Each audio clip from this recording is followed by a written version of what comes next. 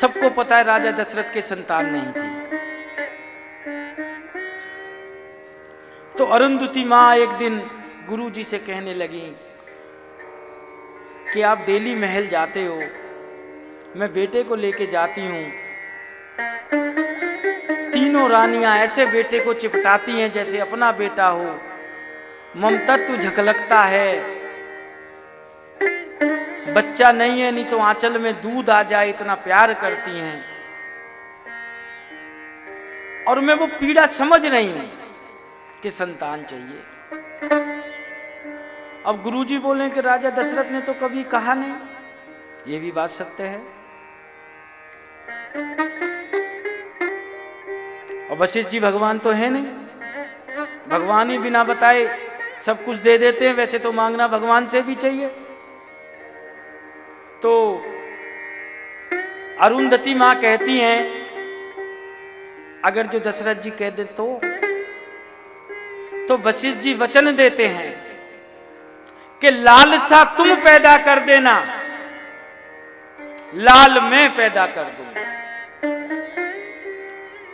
सीधा लाल का आशीर्वाद दे दिया एक शर्त के साथ कि राजा दशरथ में लालसा हो, इच्छा हो, जिज्ञासा हो, भावना हो, मुझे बेटा चाहिए, मुझे संतान चाहिए। अब अगले दिन अरुंधति मां ने क्या किया, मां तो मां है और गुरु मां अरुंधति जैसी, वो बेटे को ले गई साथ में। नित्य की भांति पलना पड़ा हुआ है, खेल खिलौने हैं बच्चे के, सारी सुख सुविधाएं, राजमहल है।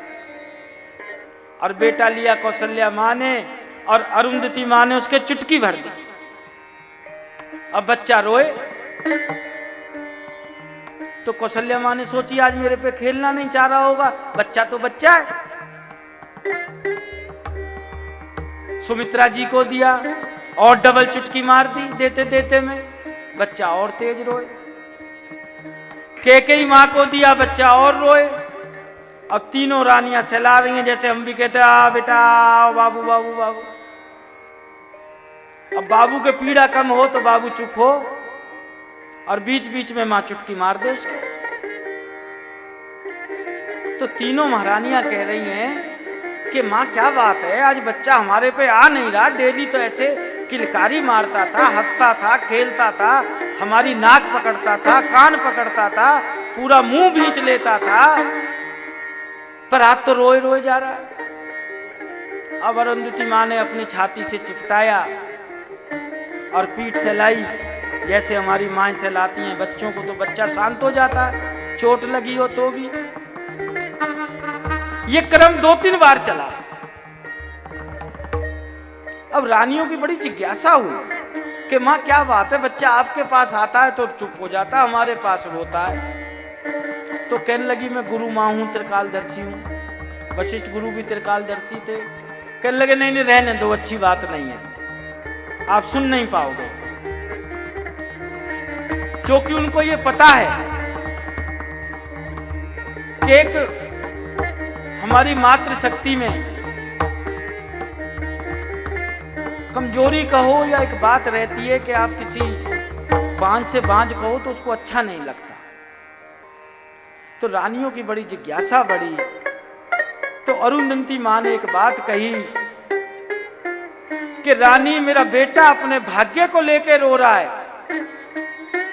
वो अपने भाग्य को लेकर चिंतित है, वो बार बार मेरे कान में एक ही पुकार कर रहा है कि हे मां एक तू, आपने मेरे भविष्य के बारे में कुछ नहीं सोचा।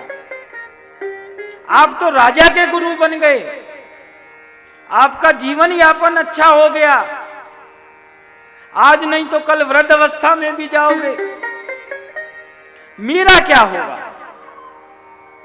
राजन संतान विहीन है, कल को मेरी शादी होगी, मेरे बच्चे होंगे, मैं किसके दरवाजे पे जाऊंगा? जब आप राजा के गुरु हैं तो मैं भी चाहूंगा राजा का गुरु बनूं, पर मेरा राजा तो संतान विहीन है और ऐसे राजा के यहां मेरा भविष्य अंधकार में, आपका तो चल गया, इस अवस्था में आ गए, जब तक मैं यौवन होऊंगा और अच्छी बात है, मेरी शादी तक के काम हो जाएंगे, मेरा क्या और मेरी संतान का क्या। आगे मेरा बेटा ये भविष्य सोच सोच के रो रहा है। तो ये बात तीनों रानियों के हृदय में लग गई। और आगे जैसे सारा वृतांत पता है कि रानियों ने राजा दशरथ से कहा, और राजा दशरथ ने गुरु वशिष्ठ जी की विनती करी। गुरु वशिष्ठ जी ने श्रृंगी ऋषि को बुलाया, यज्ञ हुआ, और राम लक्ष्मण भरत शत्रुघ्न 4 पुत्र प्राप्त हुए। सीताराम सीताराम